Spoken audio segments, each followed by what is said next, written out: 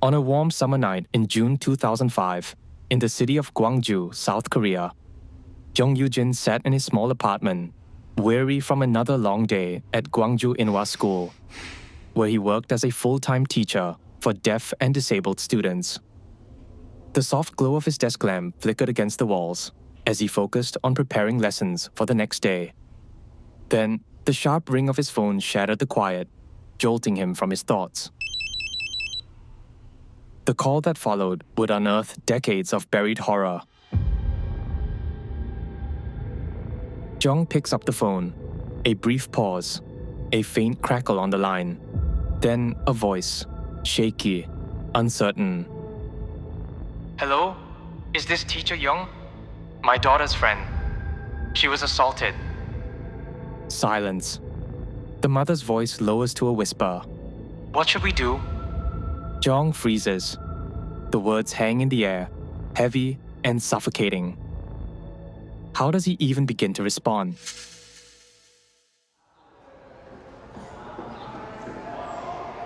The next morning, Jung walks into Gwangju Inhwa School. His thoughts race, but his purpose is clear. He already knows where he has to go. The school nurse, she's been here for years. Someone the students trust. Someone who should care. If anyone will take this seriously, it should be her. He finds her in her office, papers stacked haphazardly on her desk. Without hesitation, he tells her everything. The phone call, the girl's story, the horror that had been whispered to him the night before. But the nurse's reaction is nothing like what he expected. She barely reacts.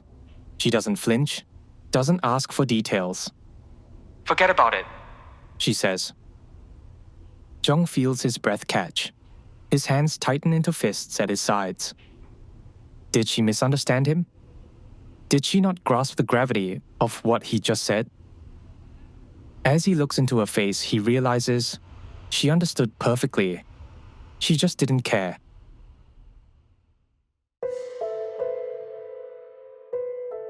Teacher Jung then turns to other teachers and colleagues at the school, desperate for someone to acknowledge what's happening. One by one, he asks them if they've heard anything, if they know what's going on. But all of their answers are eerily similar. Don't get involved. Just let it go. Jung refuses to walk away. If the teachers won't help, then he'll go to the one person who has to listen. The principal of the school. Jung steps into the office, facing the man in charge. He recounts everything. The mother's call, the girl's story, the disturbing accusations. But in response, "Be quiet," the principal says.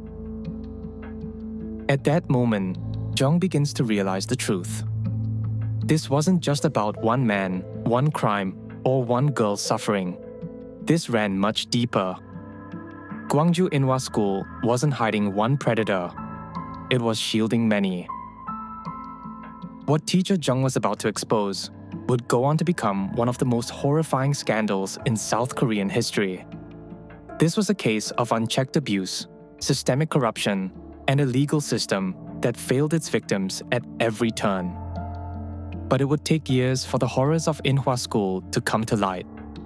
But when it finally did, it ignited national outrage, so intense that the country could no longer look away. No one had listened when the students first cried for help. But soon, South Korea would have no choice but to hear them.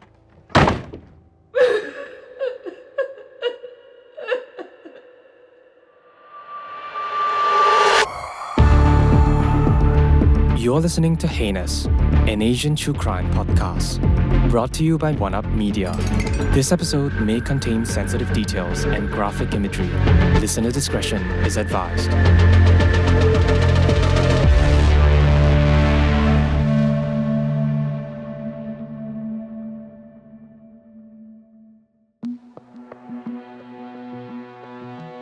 To the outside world, Gwangju Inhwa School appeared to be a place of learning, care, and support for children with disabilities. Established in 1961, the school was founded with a clear purpose: to provide education for deaf and disabled students in a society that often overlooked them. It was the first of its kind in Gwangju, a city that was steadily growing into an economic and cultural hub in South Korea. Many parents had placed their trust in Inhwa School, believing it to be a safe haven where their children would be cared for and given the support they needed. Government officials even commended the institution, praising the generosity and dedication of its administrators. To the outside world, this institution was a symbol of hope. But beneath that carefully crafted image lay something far more troubling.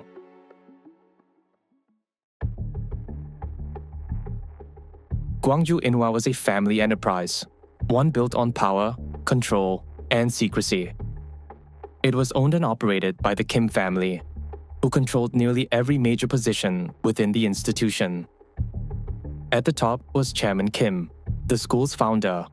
His influence ensured that the school remained eligible for government funding and private donations. His eldest son was Principal Kim, a respected public figure of the institution. He was known for his charitable work and also for consistently securing funding from several religious organizations and private benefactors. But the real power rested with Vice Principal Kim, the younger son. While his father and brother handled finances and public relations, he controlled the day-to-day operations in the school. He decided who was hired, which students were admitted, and how discipline was enforced. Within the school's walls, his authority was absolute. Many of the staff had close ties to the family, whether as relatives or longtime associates, while those in leadership positions were chosen as much for their loyalty as for their ability to maintain the school's operations. On paper, the institution provided essential services for students with disabilities, which justified its steady stream of funding. However, several alumni accounts and later investigations painted a different picture, one of systemic financial mismanagement. Records state that the school had inflated its enrollment numbers to receive extra government funding, even for students who didn't exist. Donations, whether money, supplies, or equipment, often never reached the children. Instead, many of these items were quietly resold for profit. Students were also used as free labor, forced to do physical work under the guise of school maintenance and training. Some of these children were left with lifelong injuries as a result.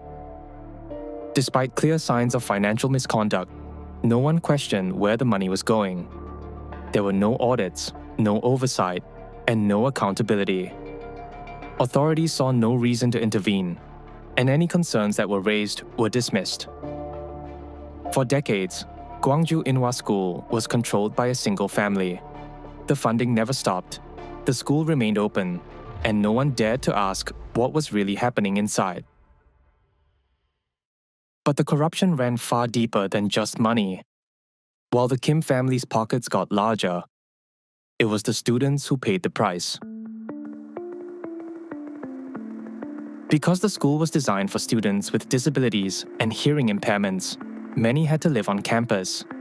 And since Inhwa was one of the few institutions in the region that catered to their needs, families often had no other choice. Some children were sent there because their parents couldn't afford to care for them, while others had no parents at all. Some had disabled parents themselves, who had little choice but to entrust them to the institution. For these children, Inhwa wasn't just a school, it was their entire world. The rules were strict, but not in the way a school should be. They weren't about discipline or structure. They were about control, about keeping the students obedient, isolated, and afraid. Misbehavior wasn't met with detentions or extra assignments. It was punished with beatings, starvation, and days of solitary confinement. These children weren't just students. They were treated as property.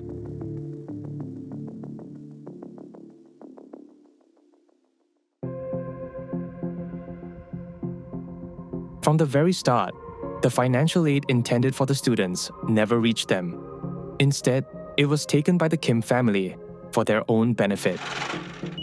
But for them, money alone wasn't enough. They also wanted free labor.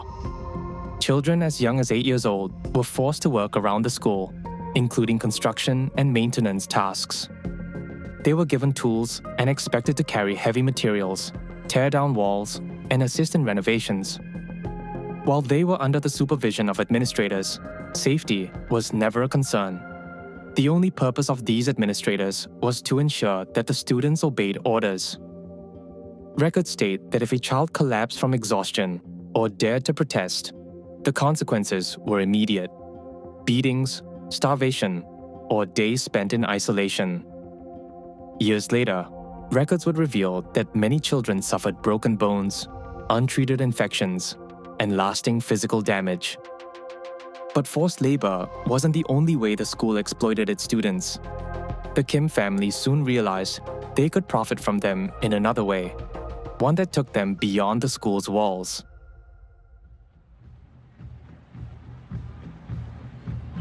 Some of the students were taken into the city and made to parade through crowded streets under the guise of fundraising for disabled education. Dressed neatly in school uniforms, deaf children were trained to perform rehearsed sign language routines, signing messages about how much the Inhwa School needed support. For many onlookers, it was a heartbreaking sight. People stopped in their tracks, watching in silence. Some moved to tears as they reached into their pockets, dropping cash into donation boxes, convinced they were helping vulnerable children. But the reality was far from what they believed. None of that money went toward education. It never provided better food, medical care, or improved conditions for the students.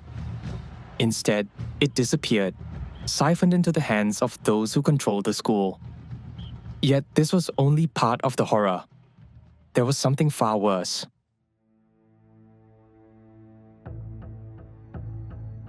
The first signs of sexual violence at Inhwa School were subtle, hidden beneath the guise of discipline and favoritism. It started with small acts: a male teacher placing a hand on a student's back, then a little lower, a pat on the head followed by a whisper too close to the ear, a teacher calling a female student into his office after class, only for her to leave in tears. At first, many students didn't understand what was happening. Most, if not all, had never received any proper education about bodily autonomy. No one had taught them what was appropriate and what wasn't. But then the patterns became impossible to ignore. The same children were being called to the same offices, the same dormitories, always late at night. They would return silent, shaking, unable to make eye contact.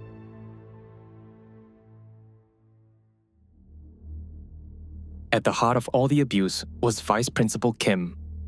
Before the horrifying truth was exposed, most saw him as nothing more than an administrator, a man responsible for maintaining order at the school. But to the students, he was something far more terrifying. He was a predator. Records state that Kim would carefully select his victims, watching them closely, learning which ones were the easiest to manipulate. He targeted the most helpless: orphans, children with no families, those with nowhere to run and no one to believe them. And he wasn't alone. Other teachers, staff members, even administrators either participated in the abuse or chose to stay silent. Some joined in without hesitation. Others simply looked the other way, knowing full well what was happening, yet refusing to risk their own positions by speaking out. Because at Inhwa School, silence wasn't just expected, it was necessary for survival. One night, Kim summoned a young girl to his office. She was no older than 11, another child who had nowhere else to go, forced to live on campus like so many others. She had heard the whispers, seen other girls return from his office in tears, unable to speak about what had happened. She didn't fight back. She knew it wouldn't matter. Kim bound her hands and feet, ensuring there was no escape. For the next 15 hours, she endured unimaginable horror, trapped in that room as he did as he pleased. When it was over, she was sent back to class, expected to sit at her desk, open her textbooks, and pretend nothing had happened. No one asked where she had been, because no one dared to. The records also state that certain teachers had favorite students, not because they excelled in class, but because they were easier to control. Girls were singled out, given extra attention, called to the front of the classroom under the pretense of guidance. Some students were told to stay after class. Others were called to the teacher's offices alone, given small rewards, snacks, better grades, special privileges, before being subjected to things they didn't fully understand. On one occasion, a female student was summoned after school, believing she was in trouble for poor performance. Instead, she found herself alone with her teacher, who locked the door behind her.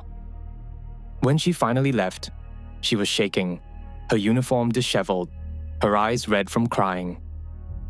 However, she said nothing about the incident, likely because she already knew what would happen if she did.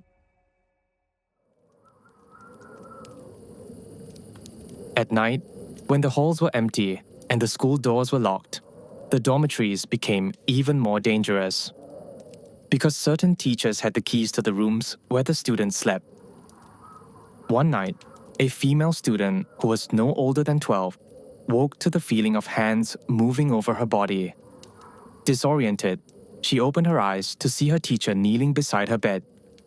The student tried to scream in fear, but the teacher pressed a finger to her lips. "Be quiet," he said.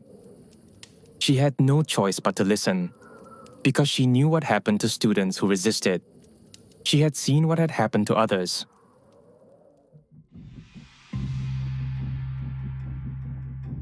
Students who fought back were often met with brutal punishments.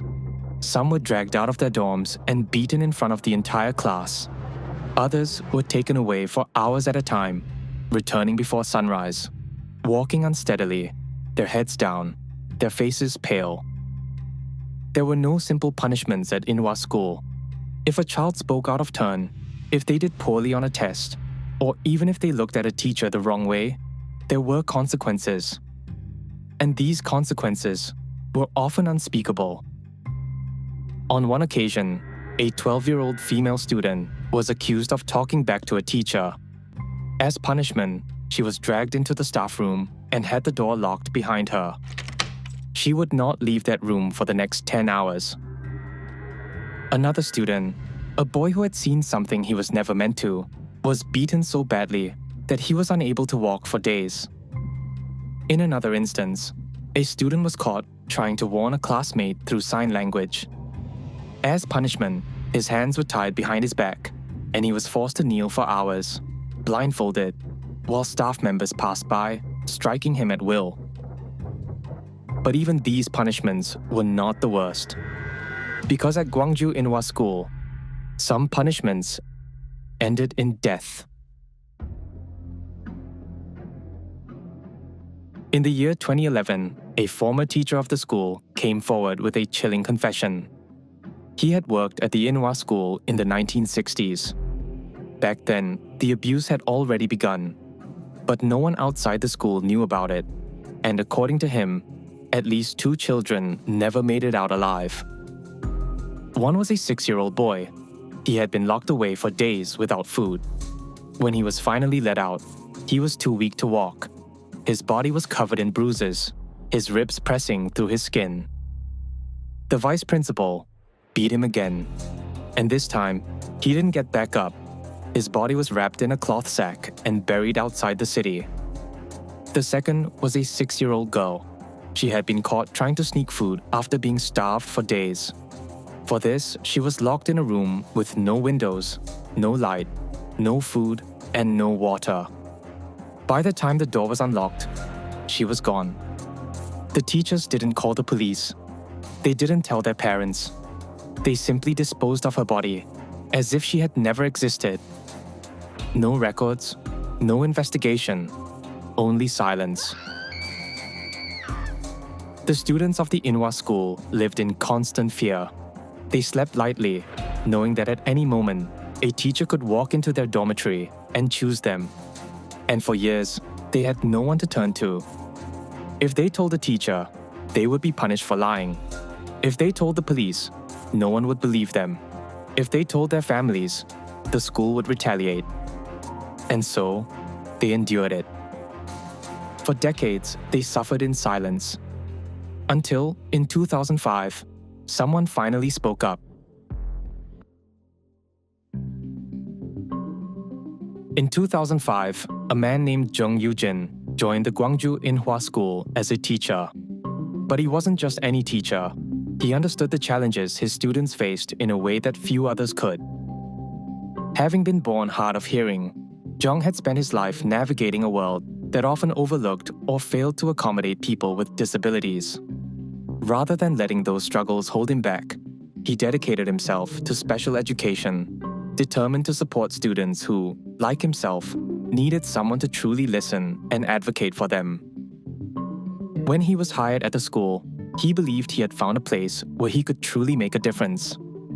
He saw himself in the children, their isolation, their challenges, their need for someone who actually cared. But it didn't take long for him to realize that something was deeply wrong. At first, he noticed that certain students would freeze when a teacher walked by, their eyes wide with fear, their shoulders tensing, as if preparing for something they couldn't escape. Then, he noticed that some would flinch at the lightest touch, even an innocent pat on the back, or a hand on their shoulder. Many students would also avoid eye contact, keeping their heads down, trying to disappear. Teacher Jung began to see the patterns. Certain children refused to be alone with specific staff members, always finding excuses to stay close to their classmates. Some girls would also cling to each other in the hallways, their hands tightly intertwined. Something was deeply wrong. Then, he started hearing stories. A girl who refused to enter a teacher's office alone. A boy who had mysteriously disappeared for days, returning bruised and silent. Rumors of nighttime visits to the dormitories, where certain students were taken, and never spoke about what had happened. Jung could no longer ignore it. He began to ask questions, but when he approached other staff members, their responses were always the same. Stay out of it. This is how things are here. Forget about it. But Jung could not forget about it. And soon, he would come across the one story that would change everything.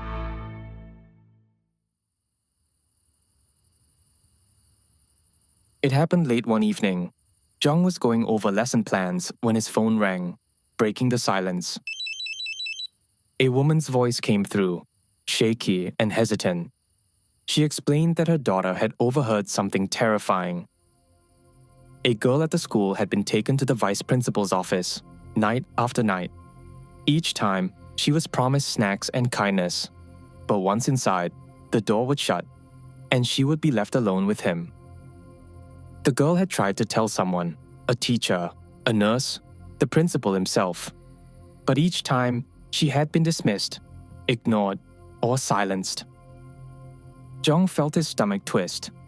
He had heard the whispers before, seen the fear in his students' eyes. But this was different. This wasn't just another rumor. This was a direct plea for help. For a moment, he couldn't speak. He wanted to tell the mother that everything would be okay, that he would take care of it. But deep down, he knew that this was bigger than him. When the line ended, Jung made a decision. He would find out the truth himself. But knowing the truth wasn't enough. He needed proof. The next day, he began asking questions. Carefully, discreetly. He reached out to students he suspected had suffered the most. The ones who never spoke, the ones who avoided eye contact, the ones who flinched at a simple touch.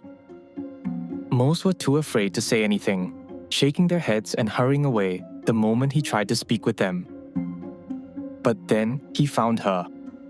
A girl whose name had surfaced more than once in hushed whispers, whose eyes widened in fear every time the vice principal passed by. At first, she wouldn't meet his gaze. But Jung was patient. He offered her safety, reassurance, a chance to be heard.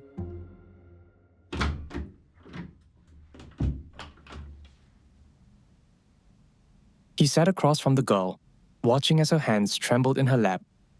She was barely a teenager, but she carried the weight of someone who had spent a lifetime surviving. Jung signed to her, reassuring her that she was safe. No more secrets. No more silence. At first she hesitated, her fingers twitching, as if unsure whether she should speak at all. But then, slowly, the words began to flow. She described how the vice principal would call her to his office late at night, offering small comforts, snacks, kind words, anything to lure her in. Her friend would come with her, but once they arrived, the vice principal would send the other child away, and then the door would lock. She tried to tell people, teachers, the school nurse, even the principal himself, but no one listened. As she signed, her movements became more frantic, as if the words had been trapped inside her for too long. Jung listened.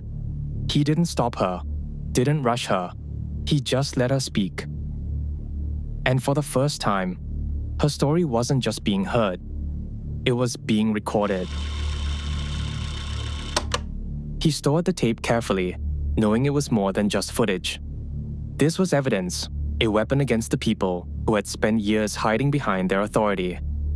But he also understood what it meant to have this in his hands. This wasn't just about exposing the truth. It was about survival. Because once the school found out what he had done, they would come for him.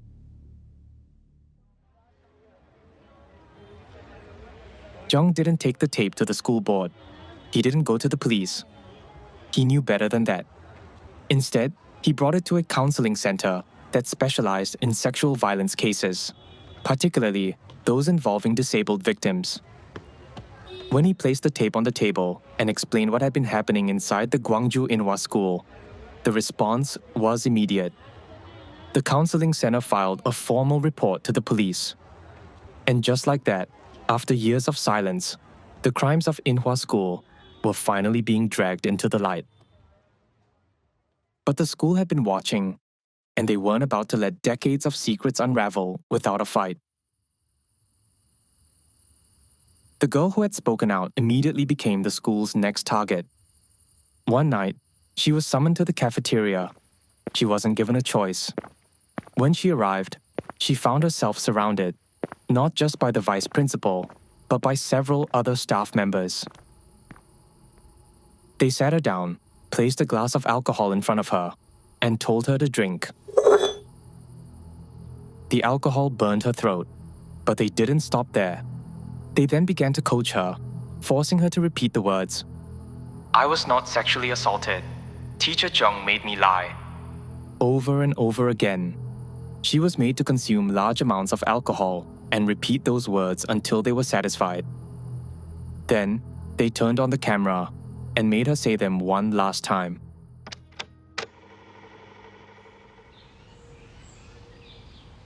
The next day, the school submitted the tape to the police. And suddenly, what should have been an open and shut case became something far more complicated. The police didn't dismiss the allegations entirely, but they didn't act on them either. Instead, they called it a conflicting testimony situation and put the case on hold. Weeks passed, then months. No arrests were made, no investigations were conducted. The school continued operating as if nothing had happened. And the only person facing real consequences was Teacher Jung. In response to the allegations, the school terminated his employment. They claimed that Jung was simply spreading false rumors, causing unrest, and damaging the school's reputation. They painted him as a troublemaker, accusing him of fabricating lies and attempting to tear down an institution that had supposedly dedicated itself to helping students. But Jung wasn't surprised. He had seen this coming. What the school hadn't expected was that he wouldn't leave quietly. Jung took his case to the Labor Relations Commission, arguing that his dismissal was retaliation for exposing the crimes hidden within Inhwa School's walls. He gathered evidence, documented everything, and fought back against those who wanted him gone. And after a year-long legal battle, he won. the school was forced to reinstate him. But walking back onto that campus didn't feel like a victory. The moment he stepped through the gates, he felt the suffocating weight of cold stares and the whispered conversations that stopped the moment he walked by. The same teachers who once greeted him now refused to look him in the eye.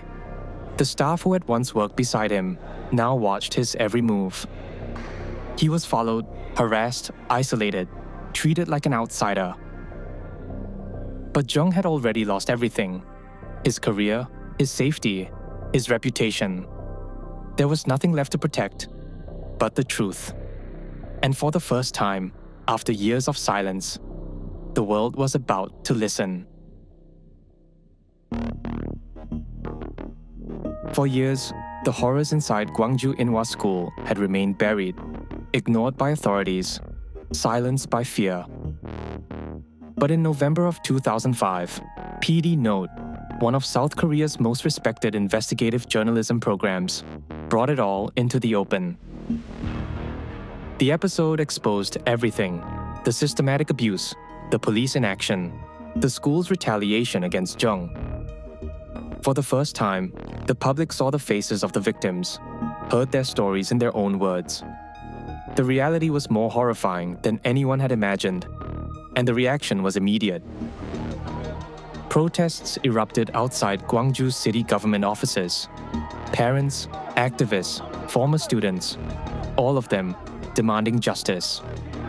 They refused to let the case fade into silence, like so many others before it. The pressure on authorities was overwhelming. The police, who had once stalled the investigation, could no longer look the other way.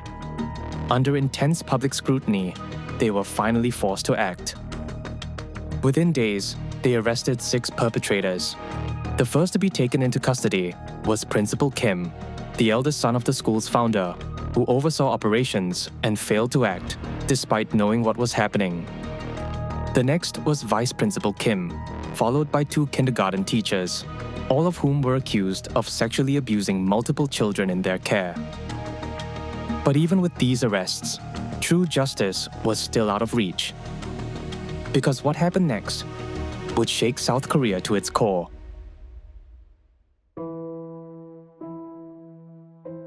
By 2006, the case against Gwangju Inhwa School had finally made it to trial. For the victims, this was the moment they had waited for, the moment when the people who had tormented them for years would finally face justice. But there was one problem. The legal system at the time did little to support victims like these. Many of the victims were deaf or hard of hearing, yet the court failed to provide qualified sign language interpreters. Some were forced to testify without fully grasping the complex legal terminology being used against them. Others had to depend on simplified translations, which often distorted their testimonies and made any important details lost in translation. And then came the cross-examinations. The defense was ruthless. They picked apart every detail, latching onto the smallest inconsistencies in the victims' statements. They questioned their memories, their ability to recall events, even their perception of reality. But their most insidious argument was perhaps this. The defense pointed out that many of the victims had intellectual disabilities, and because of that, their testimonies couldn't be trusted. They claimed the children were easily confused, making their statements unreliable, since they supposedly couldn't fully grasp what had happened to them. It didn't matter that they had endured years of abuse. It didn't matter that multiple survivors shared the same horrifying stories. To the defense, they weren't victims of a terrible crime. They were just disabled kids who couldn't be trusted. Towards the end of the trial, the verdicts were announced. The principal, the man who had allowed years of abuse to continue under his watch, was sentenced to just 5 years in prison. The vice principal, one of the worst offenders, received only 1 year, his charge downgraded from rape to forced molestation.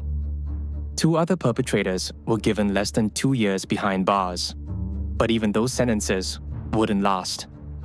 Because in the appeal trial, the court reduced nearly every punishment. The principal's sentence was lowered to 2 years and 6 months. But instead of prison time, he was given probation. The vice principal, the man who had violated his students for years, walked free on a suspended sentence. By the time the trials were over, 4 of the 6 perpetrators were reinstated at the school, back among their victims, back in positions of power, as if nothing had ever happened. For anyone unfamiliar with South Korea's legal system at the time, these light sentences might seem impossible to believe. But there was a reason this happened. Back then, sexual crimes were not automatically prosecuted by the state. Instead, victims or their families had to file a formal legal complaint themselves. But for children with disabilities, many of whom were orphaned or had no legal guardians who understood the system, this process was nearly impossible. There was also a 1-year statute of limitations for filing complaints, meaning that if a child didn't come forward within a year of the abuse happening, they legally couldn't press charges at all. This loophole meant that many of the worst crimes at Gwangju Inhwa School simply couldn't be prosecuted. And then, there was the most disturbing part of all. Back then, it was legal for child sex crimes to be settled privately between the victim's family and the perpetrator. If the abuser offered a cash settlement, the charges could be dropped entirely. And that's exactly what happened. Some families, pressured by fear, shame, or financial hardship, accepted money in exchange for their silence. And with that, the perpetrators walked free. Their victims, however, would never escape what had been done to them.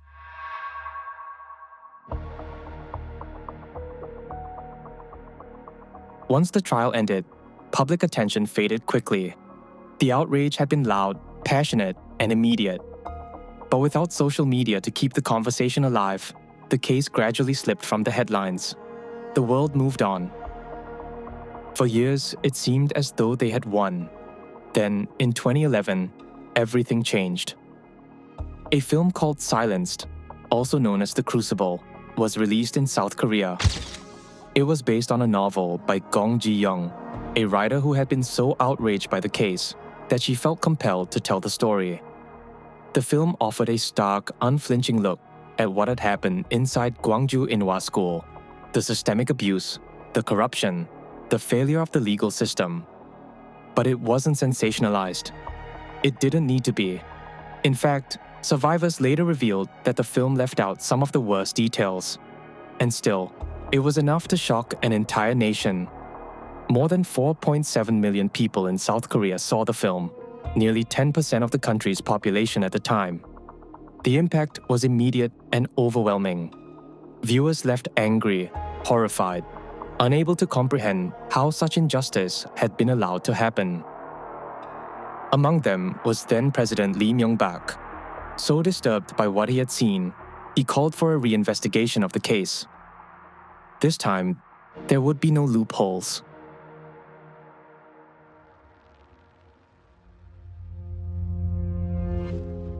But even with the public outcry, justice remained elusive. In late 2011, the courts dismissed the case, citing a lack of evidence. Additionally, the victims' rights to file for compensation had already expired the year before, in 2010, meaning they had no legal recourse for the suffering they had endured. That same year, the school's principal died of cancer, never facing true accountability for what had happened under his watch. Yet, despite these setbacks, the weight of public anger could not be ignored. After a series of investigations, protests, and relentless pressure, Gwangju Inhwa School was officially shut down in November 2011. The institution that had harbored unimaginable horrors was finally gone.